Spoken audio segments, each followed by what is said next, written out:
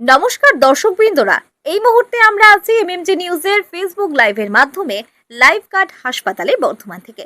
আর আমাদের সঙ্গে রয়েছেন এই এলাকার অন্যতম খ্যাতনামা মহিলা চিকিৎসক ও laparoscopic surgeon doctor Saptaparni Maiti.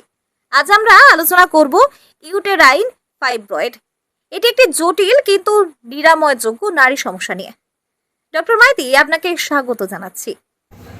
নমস্কার, আমি ডক্টর সপ্তপর্ণী মাইতি। আমি আছি প্রতিদিন বর্ধমানে।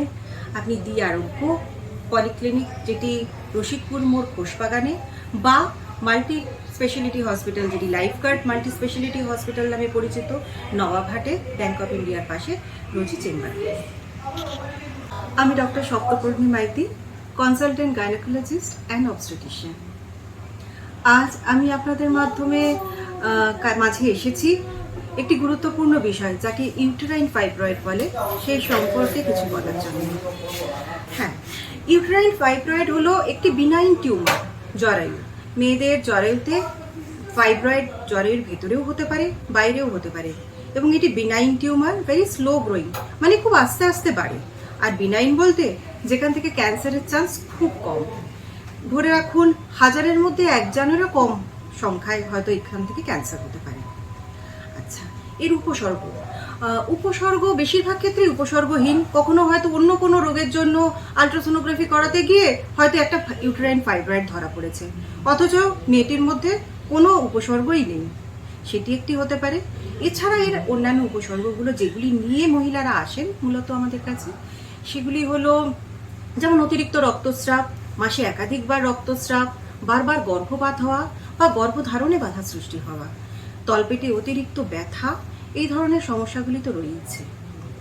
আচ্ছা, আপনি এগুলো আমরা কিভাবে ডায়াগনোজ করি, তাই তো?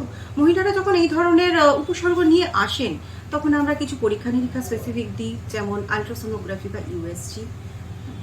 আর চিকিৎসা হলো উপসর্গহীন যারা, তাদের যদি কোনো সমস্যাই না থাকে, চিকিৎসারও দরকার নেই।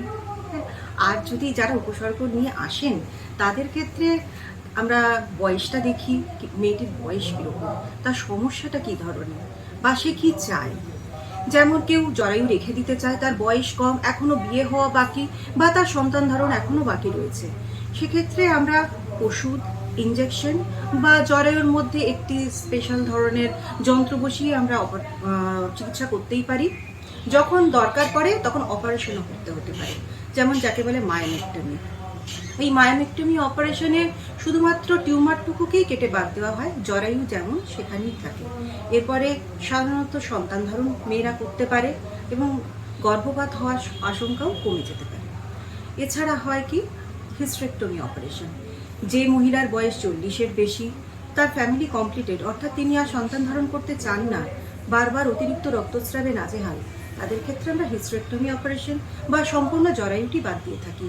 এক্ষেত্রে আর টিউমারটি ফিরে আসার কোনো সম্ভাবনা থাকে না। এবং এই দুই ধরনের অপারেশনই দুরকমভাবে করা যেতে পারে। একটি ওপেন মেথড, অর্থাৎ পেট কেটে জরায়ু বা টিউমার কেটে বাদ দেওয়া।